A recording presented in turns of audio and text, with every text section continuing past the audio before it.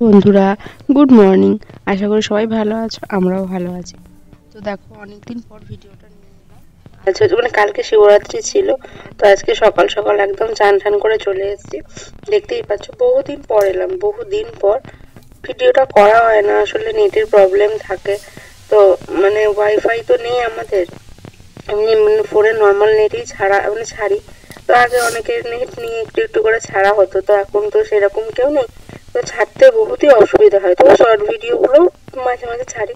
তো যাই হোক, তো বলো তোমরা সবাই কেমন আছো আগে। আর এখানে দেখো আমাদের ঠাকুর তোমাদেরকে দেখিয়ে দিলাম। আমাদের কেন, সবারই ঠাকুর তো, আমার তোমার হয় না, সবারই হয়। তো যাই হোক, কেমন মানে সাজিয়েছি, কেমন কি লাগছে অবশ্যই বলো। তো এটা সকালের মানে পুজোটা করব। তো পরিষ্কার করে নিচ্ছি, দিয়ে আবার মানে সাজিয়ে নিয়ে পুজোটা জলটা ঢালবো আর কি। তো এই দেখো, বাইরে বহুত রোদ উঠেছে, বহুত প্রচুর রোদ। এইটুকু সামান্য মানে এখন মার্চ মাস, তাতেও কত গরম দেখো, বিরাট গরম পড়ে গেছে। তো চলো ঠাকুরটা ভালো করে সাজিয়ে নিই, আর মানে পুজোটা করে নিই আর কি। তারপরে আবার আসছি তোমাদের সঙ্গে, দেখাবো কি হলো না হলো, কেমন করে সাজালাম। তো দেখো সাজিয়ে নিয়েছি।